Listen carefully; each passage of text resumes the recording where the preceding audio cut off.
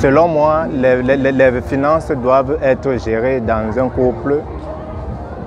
Par exemple, moi, particulièrement à moi. Hein? Donc, si chaque fin du mois, je viens avec mon salaire, je présente à madame que voici par exemple 40 000 francs que j'ai eu. Bon, je pose sur la table et je demande à madame comment alors nous allons, comment alors toi et moi nous allons gérer.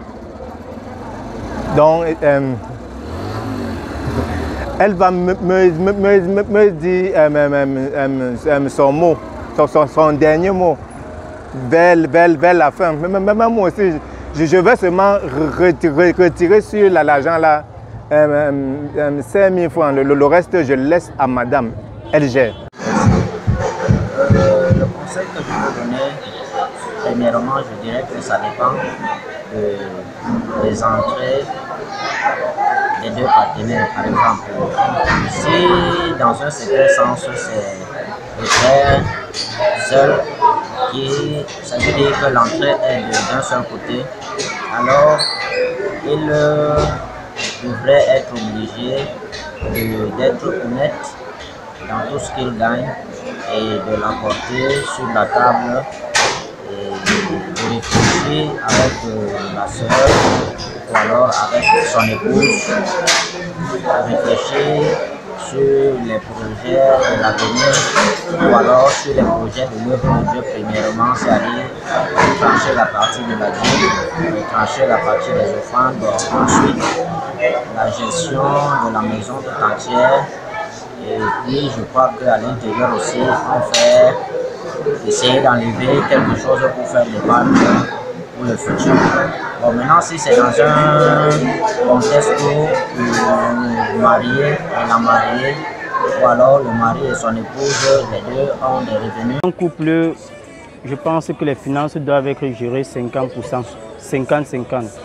Ça veut dire quoi? Ça veut dire que quand l'homme vient avec sa part, la femme doit venir avec elle. Parce que c'est l'homme qui dote la femme à la base. Donc c'est pas sérieux que tu es là dans ton foyer, toi tu rationnes tout le temps, mais la femme ne rapporte rien. Donc ce que l'homme apporte, la femme doit compléter. Ça va créer l'équilibre dans le couple. Donc c'est très important. Je pense que ainsi le couple va vivre longtemps et puis ils vont pouvoir construire et faire le meilleur dans leur mélange. Bon, c'est une question un peu pertinente, mais ça dépend de chaque foyer. Mais ce que je sais que celui qui a, si un homme reçoit son salaire, doit le présenter à sa femme. Parce que sa femme doit connaître son bulletin de paie et réfléchir ensemble comment gérer le foyer. Le foyer ne se gère pas par une seule personne, mais par deux personnes. Et c'est l'homme qui saurait à qui il va donner à garder ses économies ou à sa femme, ou il pourrait les mettre à la banque. Mais de privilège, l'homme préfère de donner un peu d'argent à sa femme d'épargner. Parce que la femme est conservatrice.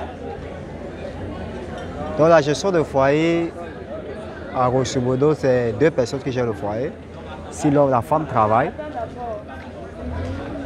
si c'est le mari qui travaille, et tous communiquent ensemble afin de vouloir chercher, pouvoir un avenir meilleur pour la vie future du foyer.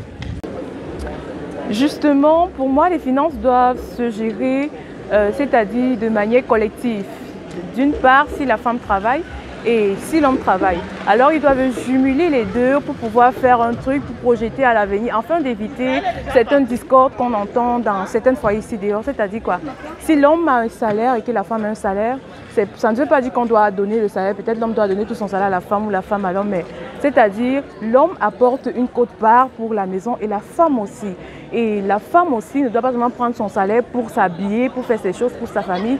De la même manière que l'homme subvient aux besoins de la femme et de la famille de la femme, c'est de la même manière que la femme aussi doit subvenir aux besoins de sa belle famille, aussi de son mari. Bon, pour moi, c'est un peu ça. Voilà.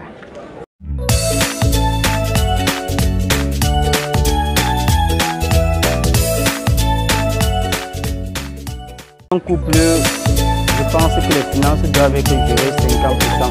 50, c'est que je sais que celui qui a, Si elle doit recevoir son salaire, Justement, pour moi, les finances doivent se gérer, c'est-à-dire